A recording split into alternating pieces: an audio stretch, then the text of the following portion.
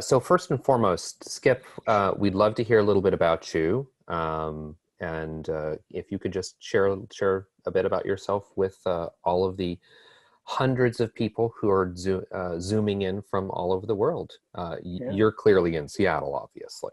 I'm enjoying some time in Seattle. I think I'm a little bit late in the day for the hour it is, but yes, I am.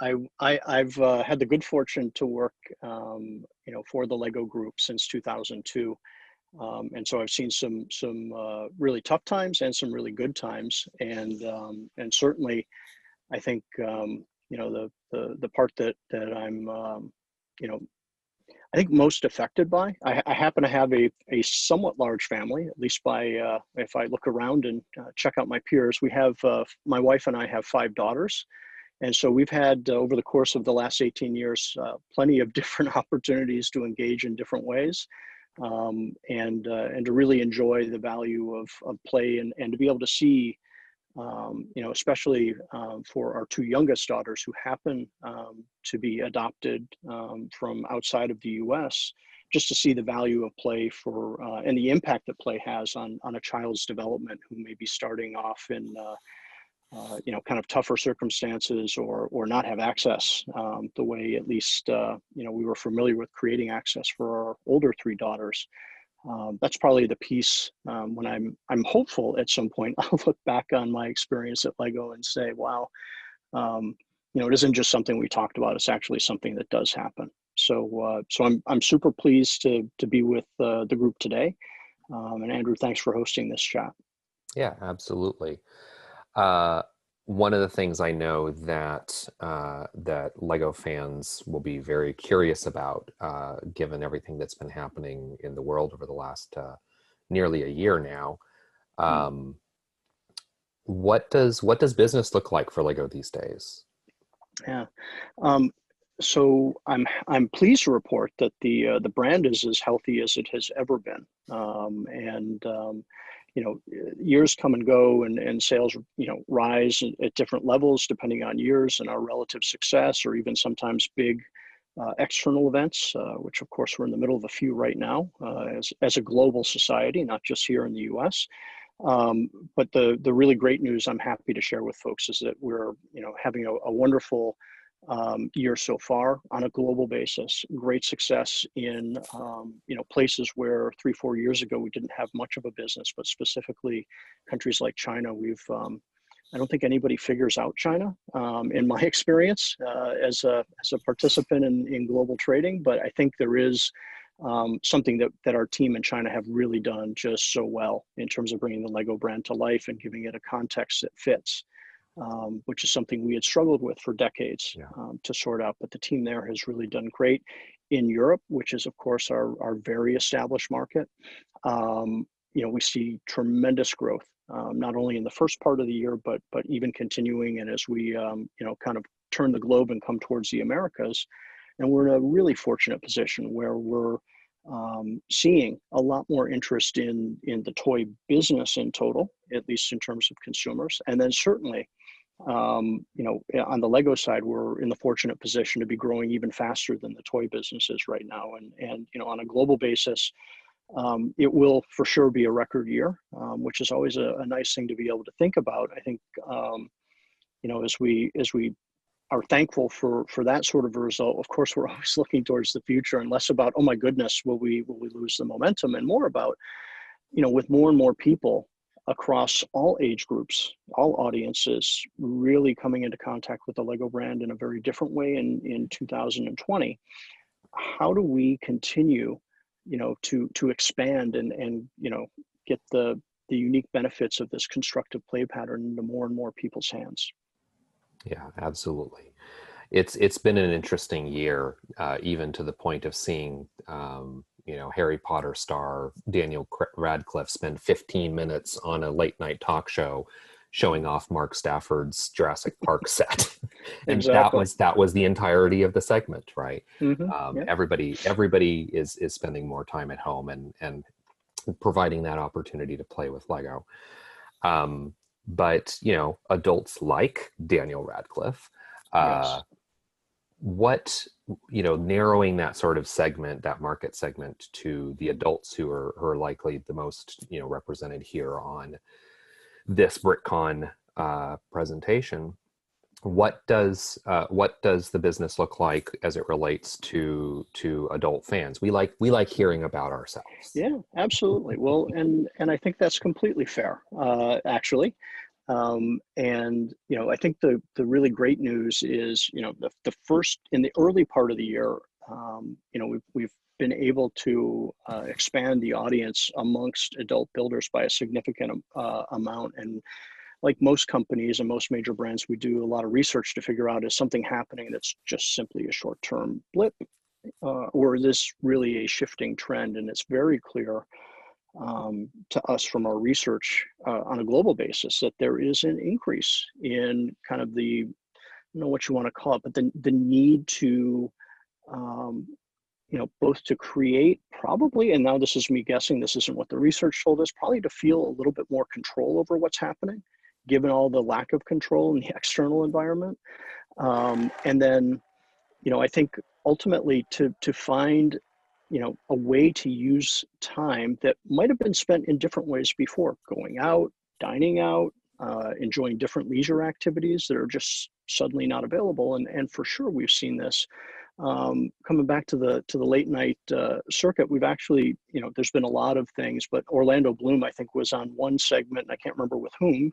I'm not sure he toured all the shows with this, but basically showing off his Lego room, which of course looks like a Hollywood star's version of a Lego room, a little nicer than anything I would have in my house. But to your point, more and more adults are connecting, and I would, also like to say, from a company perspective, we value that greatly. Not just from a commercial perspective, but it's wonderful to have an engaged audience. And I've had the good fortune since about 2006 to have differing levels of engagement with adult fans, primarily here in the US, but occasionally over in Europe as well. And, I have often found we've gotten some of our most, we get probably our most rabid defenders, as well as our most, I would say, open critics out of the adult fan community. And I actually think it's wonderful. And as a company, the beauty of what we do with our products is you can pull it apart and rebuild it if you don't like how it is. So when we get feedback, either to do more of something, or maybe we should be considering to do less of something, or to address a challenge or an issue that people are having, it just makes us better. And I think, from that perspective, our community team, headed up by Tormid, and then I work a lot with Jan Bayer as well, have really been intentional through all sorts of different commercial circumstances to continue to build that linkage. And it's something I actually feel is a really unique strength for the Lego brand all over the world. Yeah, we've certainly seen that engagement ramp up and up and up over the last 10, 15 years. Mm-hmm. If we sort of distinguish between engagement versus attitude, Right. how has Lego's sort of internal attitude toward adult fans evolved over the last 10, 15 years? Yeah, I think so. When I joined the company, it wasn't too long after that, where I'm sure some people who are on the line would remember or know a guy named Jorn V. Knutstorp, who was our CEO. And I think when we were trying to work ourselves out from under a really bad commercial position, we were looking at all sorts of things the way a business normally would. But Jorn had the foresight to think through, okay, so what are, in addition to what we can do to potentially, do more transactions, sell more boxes, sell more, at that point, Bionicle canisters, any of these different things that could have been options. One of the options that he landed on was, how do we work as a brand to develop more direct connections with all layers of audience in this concept of a Lego ecosystem? And of course, at that point, we had what at that moment in time we called Shop at Home. So we had a direct selling channel online and by catalog still at that point. And we also had a few stores opened around the world. And we had, I would say, we had a few people who were engaging with the community at that point. And one of the things we did was we dug in because, especially at that point, Kelt, who was obviously the lead family owner operating the business at that point, was really intrigued by the relationship with adult fans, knowing that that might not be the basis for the full commercial business, but understanding that there's a lot of context in there to draw from. And there's a lot of emotion, experience. And then frankly, it just simply built momentum. And for a window of time, we actually, I would say from like 2007, maybe to 2012-ish, we really ramped up from an internal perspective, trying to be much more engaged. And I think, we held on to that for a bit. And I would say probably in the last couple of years, as we've had, some transition in our executive team, which I'm fortunate to be part of, we've had to kind of reset a little bit because we also kind of hit a patch where everything flattened out for us, which didn't feel very comfortable commercially, or for the sake of the brand's long-term future. But I would say, now, and you can see it with my colleague Julia Golden, our CMO, really stepping to the forefront and really stepping into a much more engaged position. It might even take us into a different part of the conversation, but I can recognize that there'd be at least two ways of looking at our choice to acquire BrickLink. Mm-hmm. Yeah. From an internal perspective, this is very much about how do we continue to cultivate that pipeline of connectivity that we have with our adult fans. So it's at least I would offer an argument that says it's literally us putting our money where, we say our hearts or occasionally our mouths are, about really engaging with the community and providing platforms and seeking the input actively, as opposed to kind of, maybe at partial arm's length or defensively, accepting input from the community. So I'm really pleased about where things are developing. I'm really pleased also, you can see it in our product range, and I can assure you that there's going to be even more that we bring to market that's going to be geared for folks,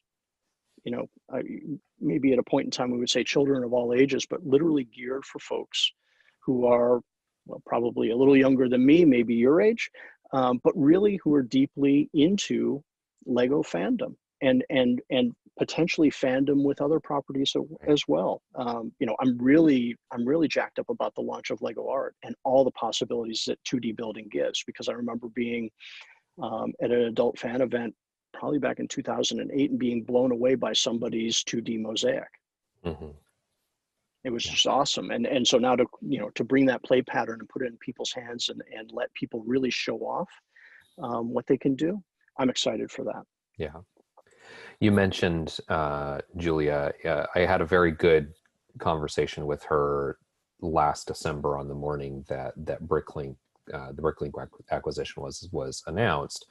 There's been angst, let's just be honest, over the last 10 months. Sure. About that acquisition. And so I wanted to give you an opportunity to kind of share how that thinking and how that feedback has been incorporated over the last 10 months around concerns regarding Lego's significant stake in not just the primary market through brand retail and direct to consumer channels, but also the secondary market now with prices that tend to skyrocket over time.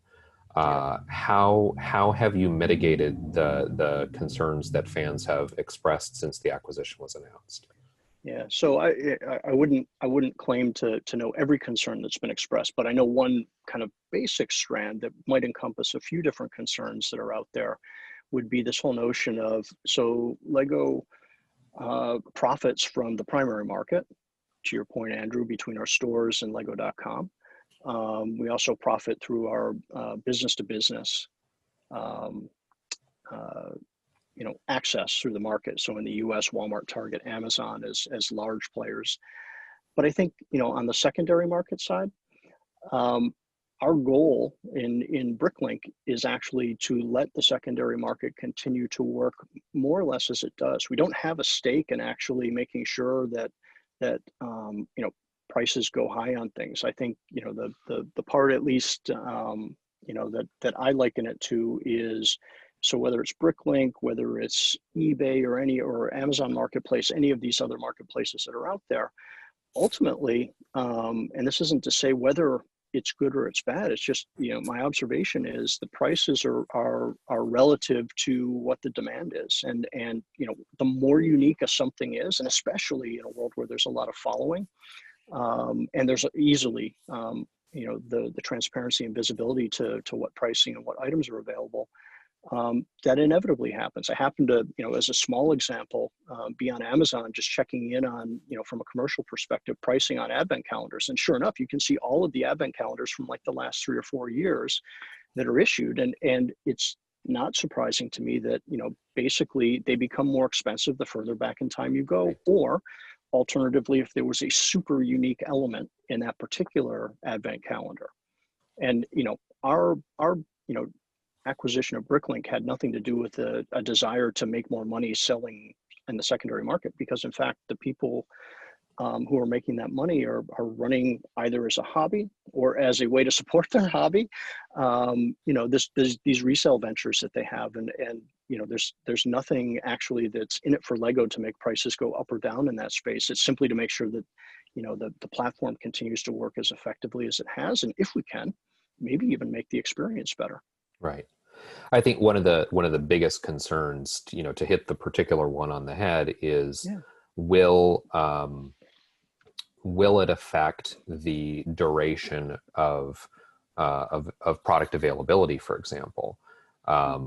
Will sets not be extended or reissued as a result of there being a secondary market where prices are high that Lego benefits from? That's one of the primary concerns. Yeah, I think I actually think I can answer that fairly directly. I think there is not a linkage, at least from a Lego group perspective, to offering sets or not offering sets or extending life cycles of products based on what demand is on a secondary market. Arguably, and this might even sound potentially counterintuitive depending on kind of the frame of reference for making that argument you shared.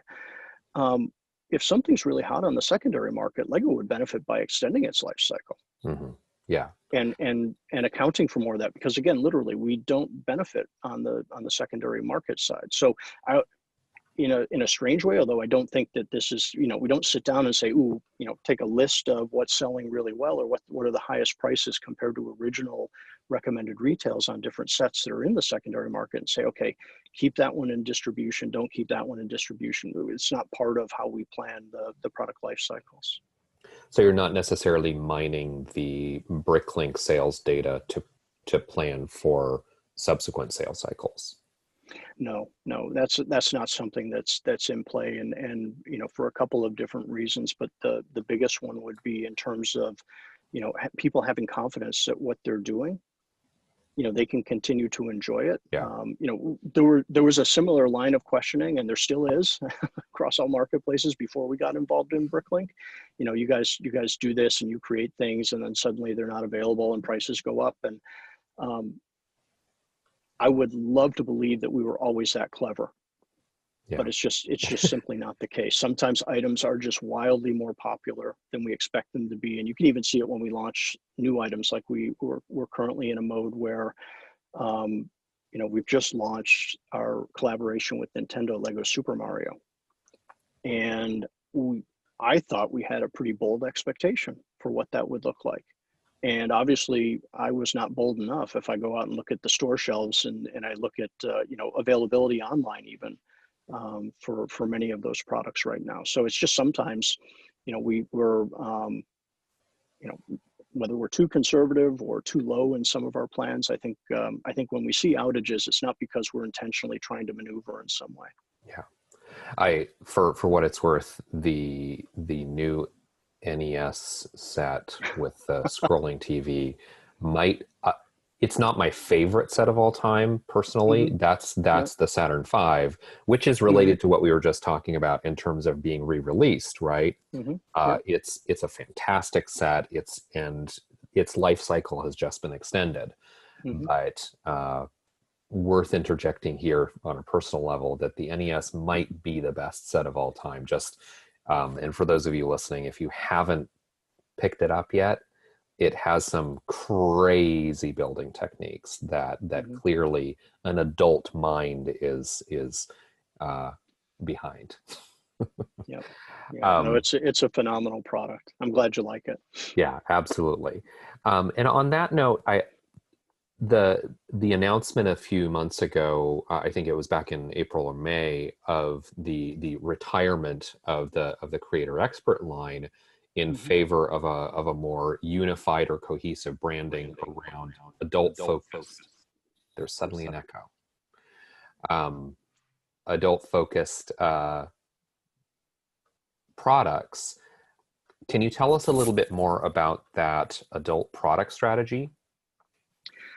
So what I can share is, we've got, this intention and clear focus around how do we, continue to expand the audiences and the appeal of the Lego brand to audiences of many ages. At our core, we're most likely going to remain in a space where, children become a primary focus. From a mission driven perspective, that's clearly what the company is founded on, and it's very fundamental still from an owner family perspective, as they look across the business in the Lego Group and then the wider Lego brand group. Um, but this notion of trying to bring together the collection that is designed specifically for, I would say, teens and adults is quite intentional. And in some ways, it's probably even a bit overdue, because it can be, when you see our collection of items that are really geared for expert builders, whether we've labeled it as we do with Creator Expert, or as we have with Creator Expert that way, or whether it's just simply, I think about our the shelves at our Lego retail stores, when it's just arrayed in with the products that are generally geared down in age towards children, it's a little bit of a confusing experience. And so rather than having, and then even within that, we sometimes have things like we do the Ultimate Collector series, right? So we've been kind of playing in these different ways of separating and segmenting things. But I think appropriately our product and marketing teams in Billund said, okay, if we're going to be intentional about this and serious about this, we actually need to begin to bring this together a little bit more coherently. And it's less about having a name for themes, which is oftentimes a really convenient way to organize things when we're focusing towards children. And it's more about focusing on passion points. And so instead of things being Creator Expert or an Ultimate Collector series and those sorts of kind of secondary brandings, giving a single visual is more important than ever. And knowing that most of our adult fans, although shopping in stores is still a big priority, even in this COVID affected world we're in, but knowing and getting that look and kind of that fit and finish right for the age range we're truly targeting, and making it aspirational for teens and more on target for adults has been something that we've been working with, and I think we're starting to pull together a pretty good formula on that. We'll continue to learn as we go. You can see the packaging on Lego Art is done very differently than we would have done in kind of more of an old style mosaic, as one example. But we'll continue to work with this. It's brand new in terms of what we're bringing to market. We're going to hopefully do intelligent things and let the market give us some feedback, and then if we have some opportunities to make it even better, we will. But very intentional choice to go in this direction. I'm curious. I worked at Nintendo in the GameCube era, and my peers on Mm-hmm. either side in the cubicles were manufacturing engineers, Mm. who were doing the packaging design and assembly line designs. Has the shift in packaging required huge changes to that assembly line and manufacturing process, retooling and so on? Yeah, the answer is it hasn't required that for us internally in our factories, because we still kind of work with you'll see that the box sizes still remain, fairly standard to other sets. It's more the finished treatment. So the packaging suppliers that we work with, of course, have I'm sure for years been trying to encourage us to do different things or try different things, and now we're using some more of their capabilities in terms of finish, in terms of graphics, things we've played with in the past, but haven't really amplified on the way I think we will now. Yeah. Um, since you and I first discussed this set of questions that we want to get through, one of the announcements has been about a future of more environmentally friendly packaging, so that I'm not stuffing my trash can full of plastic after I build Right. the NES. Yep. Can you tell us a little bit more about that, and when we might be expecting to see some of those changes in packaging? Yeah. So absolutely, I can tell you. I can tell you what I know, and that is that in to your point specifically around pre-pack bags. For years we've been trying to find, and we've been migrating over probably the last 4 or 5 years from packaging that was just absolutely not reclaimable or recyclable in any sort of way into more focus on recyclability. But from a company perspective, to your point, we're now going to experiment, and we believe we've got a way to work with paper, which of course, we're still using material, but in terms of creating the brand experience we want to create, we believe we can do it in paper as opposed to plastic. So that's at least a renewable resource, or potentially renewable resource, to use in this case. And then the other thing, from an overall packaging perspective, and I don't think we necessarily stand apart in this. I think many companies are making a statement now around single-use plastics Mm-hmm. and eliminating single-use plastics from their supply chains to the greatest degree possible, just because it's overwhelming to see what the effect is environmentally and socially, in terms of where this waste goes, and then where people are in close contact with all this single-use plastic packaging that was never intended to be around people Right. to begin with. So we're going to be going in that direction, and we've also it's been a bit of time since we did this, but in addition to material for packaging, then there's also size of packaging. And it was now like 6 or 7 years ago, we took what for us at that point was, we felt, a bit of a bold gamble to downsize Mm-hmm. boxes.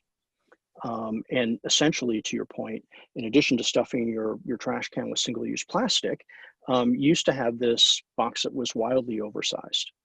And part of that was from a marketing perspective to make an impression at a physical shelf. And again, stores are going to remain incredibly important, but when we look at the footprint that we create, and we just think through the logic of using less material in total, not only is it good for planet, it's good for business. And so we're going to continue down this path, both in terms of packaging materials is where we know we can start and gain traction. We continue to do a lot of work around alternate materials or friendlier, environmentally friendlier materials in terms of product as well. But packaging is a great place to begin. Yeah. I I had put off unpackaging all of my new Harry Potter collectible minifigures from the Mm-hmm. most recent wave until last night. And I went through and did that all last night, and ended up with a pile of the bags. Mm-hmm. But then one of the things that fans have noticed over the last couple of years is the mini instructions that come Mm-hmm. inside of collectible minifigs now have a plastic seal on them to keep Mm-hmm. them closed, which they Yep. didn't used to. So there's a new, that's sort of a regression in single-use plastic versus Mm-hmm. progression. Right. How do you plan to sort of prevent those kinds of regressions, presumably to, for cost saving purposes on the manufacturing line, prevent Mm-hmm. jams, things like that, I'm assuming. But Right. Right. and I Yeah. make no So assumptions about where these are made yeah, necessarily. yeah, yeah. But I think it's a fair challenge, because we want to be in a place where we're reducing the amount of material Right. that we're putting into packaging, especially the material that you can argue isn't critical or essential to the brand and the play experience. So that's a wonderful example of something, I'll be honest and tell you, Andrew, I wasn't aware of, but now I'm going to go ask and find out. It's one of those weird regressions. Like it didn't used to Hmm. have this little bit of plastic Right. Yep. closing off the Hmm. mini instructions, but now it does. So Yep. yeah, absolutely. Um, Great side conversation here about sort of the environmental impact. Yeah. But let's get back to kind of the main themes here around adult fans. Um, we were talking a little bit a few minutes ago about adult fans and the packaging design and how that Mhm. appeals and differentiates in things like toy aisles. But adults don't necessarily go, adults without kids, you know, I don't have kids. I happen to know that Lego is sold in toy stores. So I Right. go, you know, I Right. do go to toy stores. But unless you go to a brick and mortar mall and see a Lego store and go in, or you know, oh, you know, I love like, you know, I used to love Lego. Let me go into a Toys R Us as it used to exist.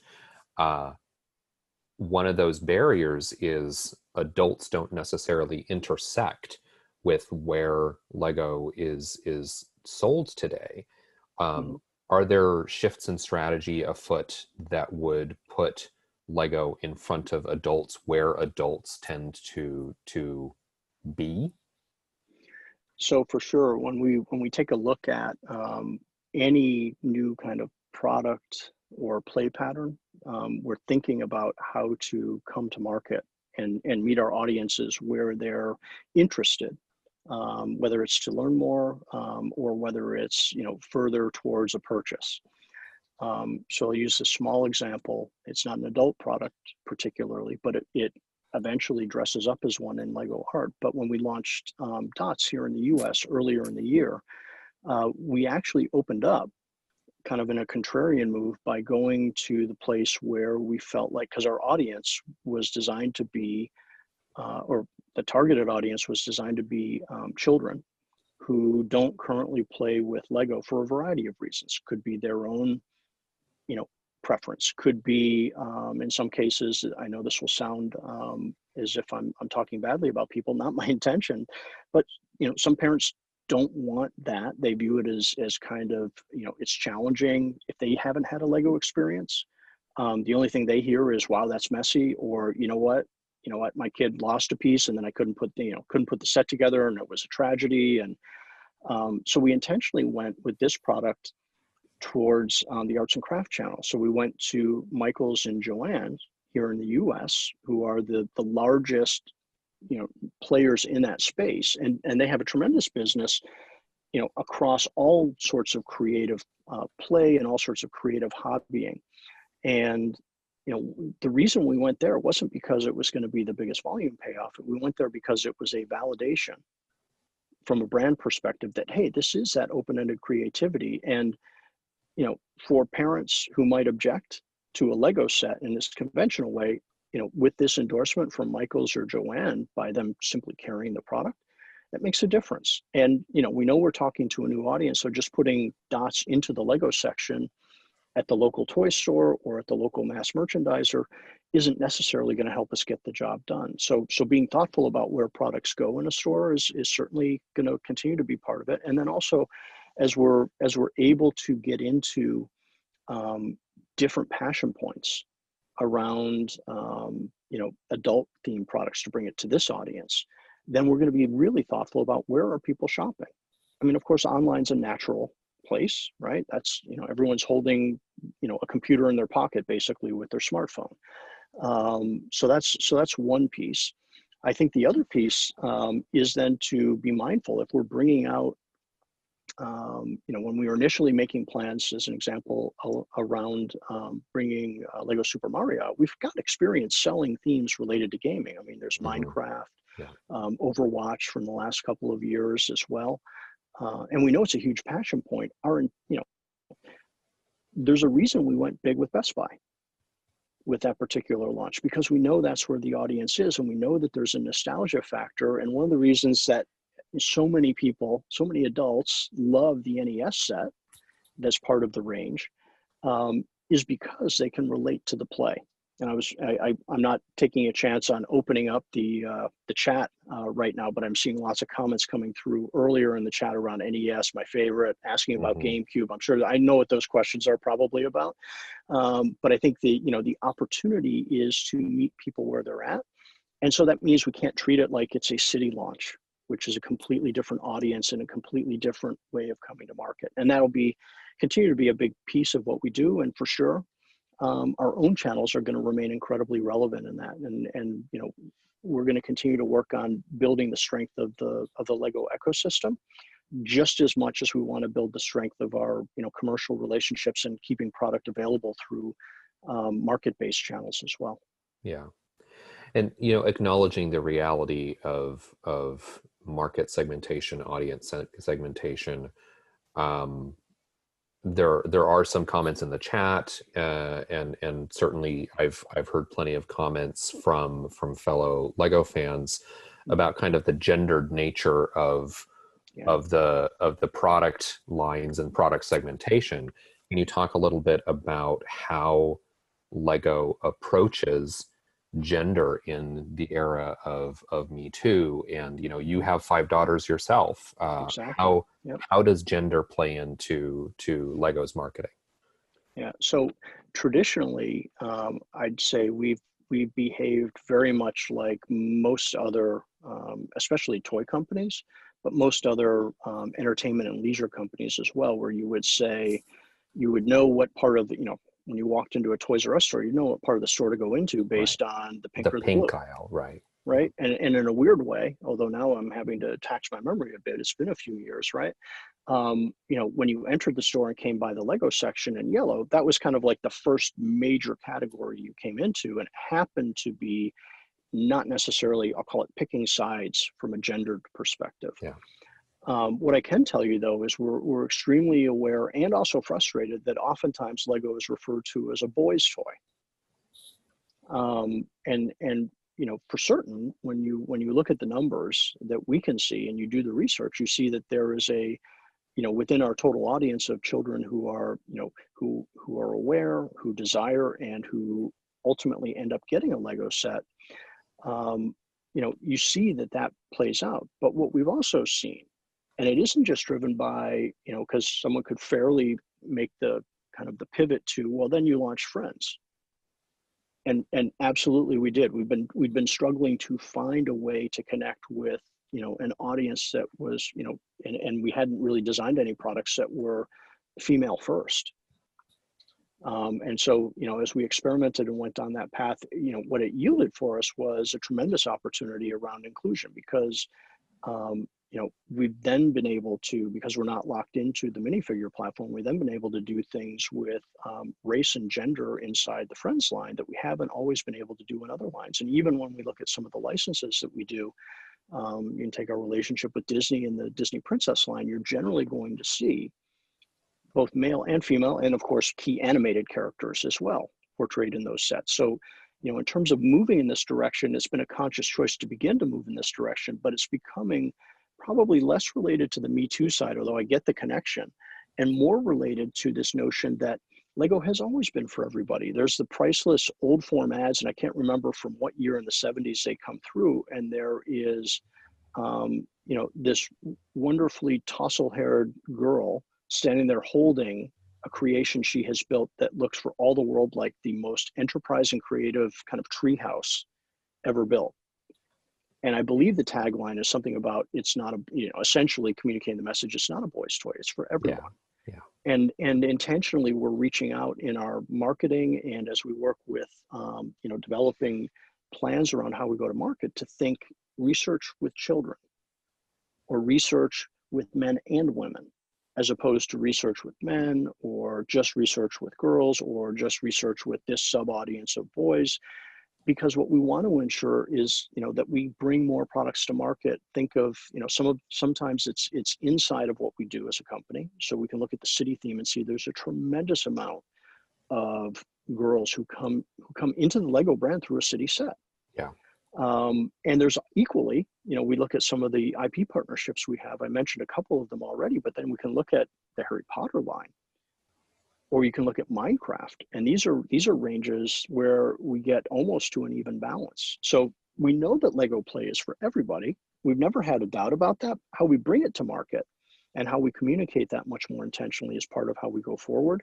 And as we're looking at future years assortments and what will come to market, I think people should feel really confident there's going to be an emphasis on making sure that Lego Play remains for everybody.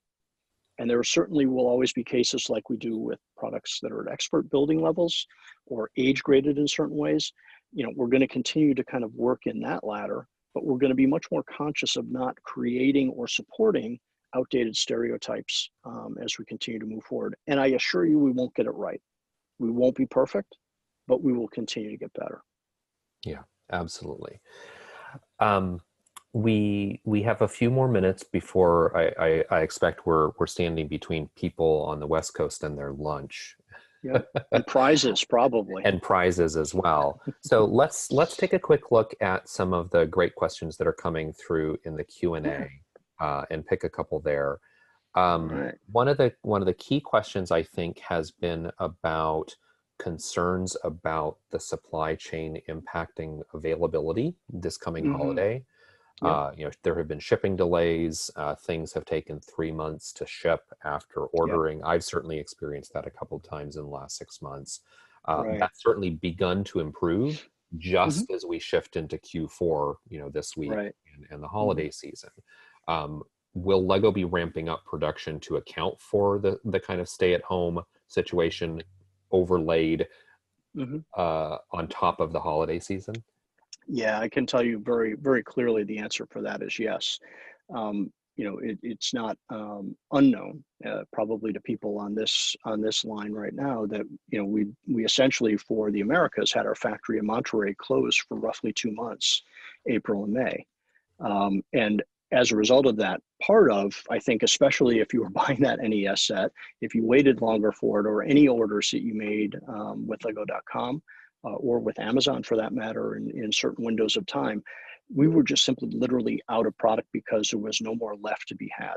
And Mm-hmm. that included us actually bringing products from different parts of the world to the US and reversioning them, which some of your more astute members of the community would have picked up when they would have seen how we had done that in an Yeah. unusual move, because we typically don't ship finished goods around the world that way.